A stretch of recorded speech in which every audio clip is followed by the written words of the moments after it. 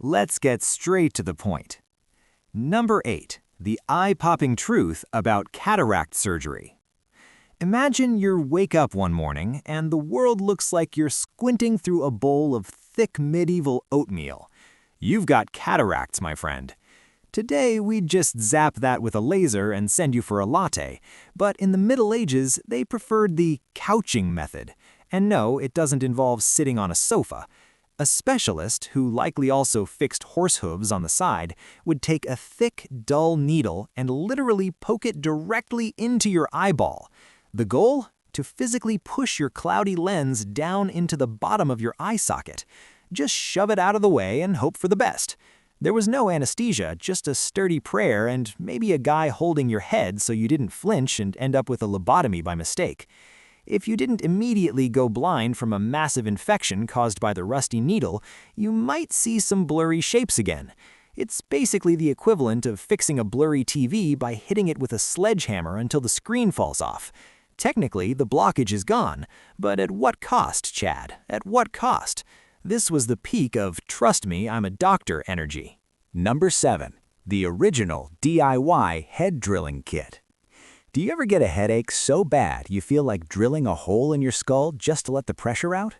Well, in the Middle Ages, that wasn't a dramatic figure of speech, it was a Tuesday afternoon appointment. This charming little procedure is called trepanation.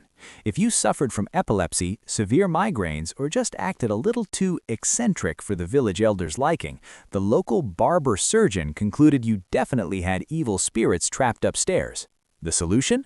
Grab a hand-cranked auger drill, literally the same tool type you'd use to build a questionable shed, and bore a neat little window right through your forehead bone. Wide awake, of course.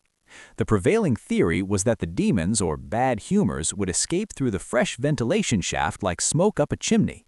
Surprisingly, archaeologists find tons of skulls with healed bone growth around these holes, meaning people actually survived this medieval brain surgery.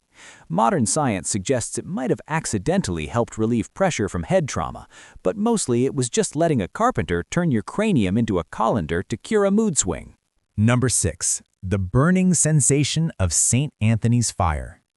Imagine your skin feels like it's being roasted over an open flame, and you start seeing psychedelic visions of dragons dancing in the town square.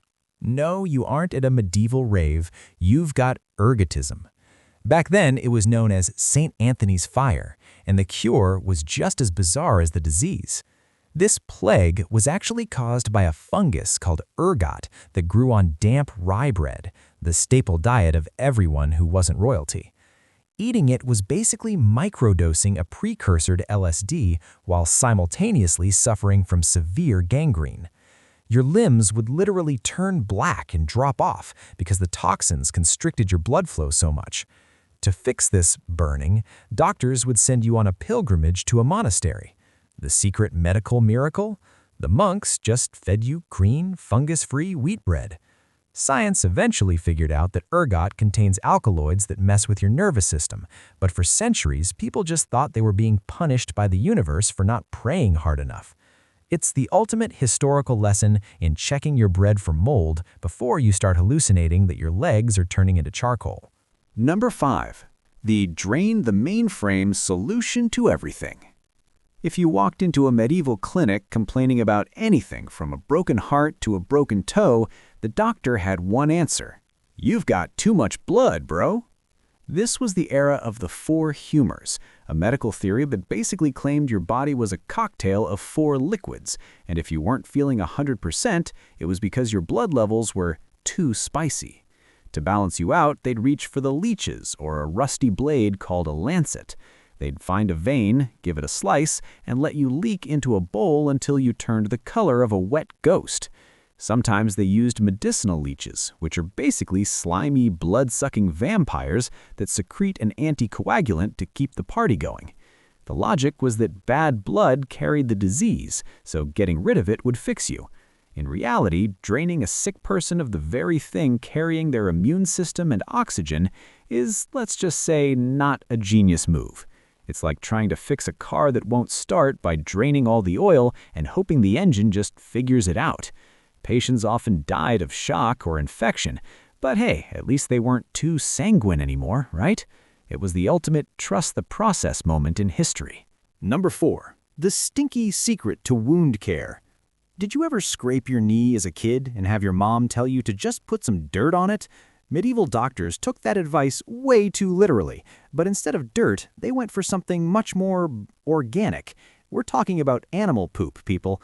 If you had a giant gaping wound or a persistent sore, the local medical expert might recommend a poultice made of eagle droppings or goat dung mixed with a little honey. The idea was that the potency of the waste would draw out the infection. Science check, honey is actually an antiseptic, but mixing it with bird waste is like trying to clean your kitchen floor with a mop soaked in sewage. You aren't drawing out the infection, you're throwing an all-you-can-eat buffet for tetanus and gangrene. It's the ultimate biological sabotage disguised as a cure. They even used pigeon droppings to treat the plague, which is basically asking a disease-carrying bird to help you fight a disease-carrying flea. It's high-level irony that would be hilarious if it didn't involve putting actual excrement on your open sores. It gives shitty medical advice a very literal, very terrifying meaning that would make any modern ER doctor faint. Number 3. The Mercury Fountain of Youth or Death. Ever wondered why we call someone mad as a hatter? Well, it's mostly because medieval and Renaissance folks thought drinking liquid silver was a total vibe.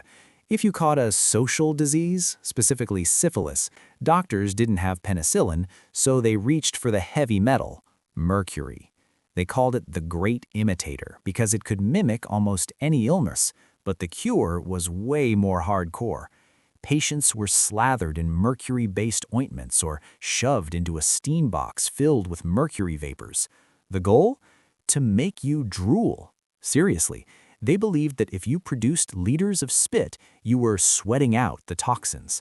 In reality, your teeth were falling out, your kidneys were melting, and you were losing your mind because mercury is a neurotoxin that destroys your brain.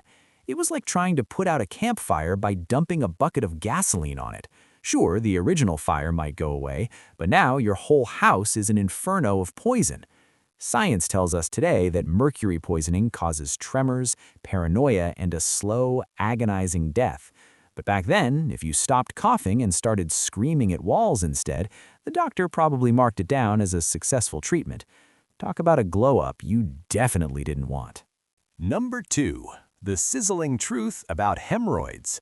Imagine sitting down and feeling a sharp pain, then seeing a doctor approach you with a literal branding iron fresh from the fire. Back in the Middle Ages, if you spent too much time on a cold stone floor or riding a bumpy horse, you might develop St. Fiacre's curse, which is just a fancy way of saying you had agonizing hemorrhoids.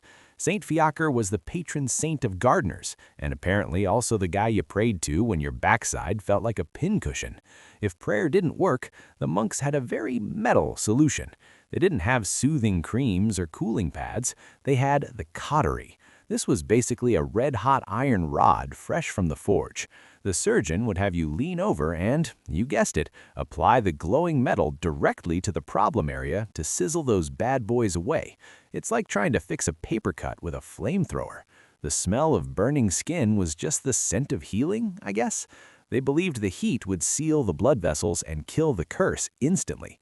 While it technically works to stop bleeding, the sheer trauma probably made you forget why you were even there in the first place. It's the ultimate no pain, no gain scenario, except the gain is just being able to sit down without weeping, and the pain is, well, being branded like a cow in the most sensitive spot imaginable.